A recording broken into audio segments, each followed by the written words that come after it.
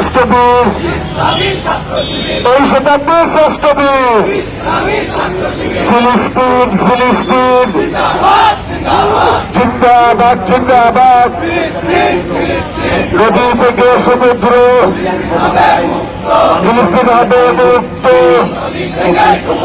গাজায় হামলা কেন, জাতিসংঘ জবাব দে, ইসরায়েলি আগ্রাসন।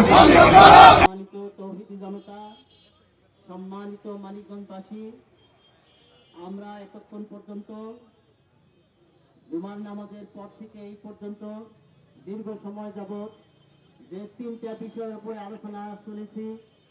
আপনারা জানেন, একটা প্রবাদ আমাদের রয়েছে, যখন একটা শিয়াল ডাকে তখন তার পাশাপাশি সেই গ্রুপের অন্য শিয়ালরাও ডাকাডাকি শুরু করে দেয়।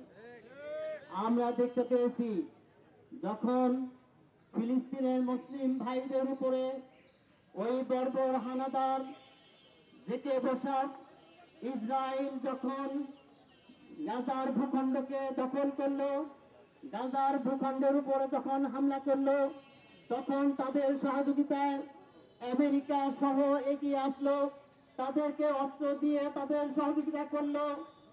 আমরা দেখতে পেলাম প্রতারণামূলক ভাবে, প্রহসনমূলক ভাবে একটা যুদ্ধ বিরতি চুক্তি করা হলো।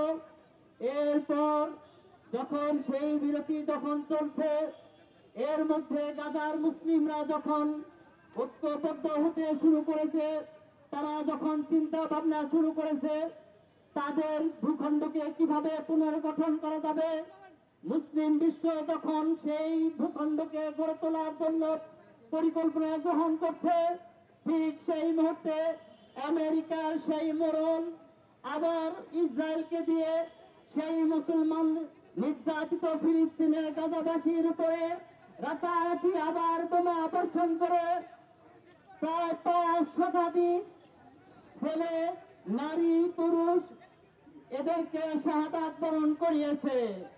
সম্মানিত ভাই সব, আমরা দেখতে পেলাম এই মরণ যারা সবসময় মানবতার দোহাই দিয়ে চলে, যারা মানুষকে মানবতা লঙ্ঘনের কথা বলে, এই শত শত ফিলিস্তিনিদেরকে বোমার আঘাতে শহীদ করে দিল। মানবতা তাদের গায়ে লাগেনি, মানবতা তাদেরকে পায়নি, বরং এই ইহুদিদেরকে তারা উস্কে দিচ্ছে।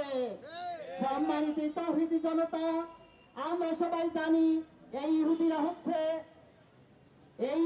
হচ্ছে এখানে জেকে বসা, এখানে আশ্রিত, অথচ আশ্রিত হয়ে ইহুদিরা মুসলমানদের ভূখণ্ডকে তারা নিজেদের ভূখণ্ড হিসেবে বানিয়ে এখন সেই ফিলিস্তিনের মুসলমানদেরকে এখান থেকে উচ্ছেদের পরিকল্পনা করছে। এর তীব্র নিন্দা আমরা জানাই।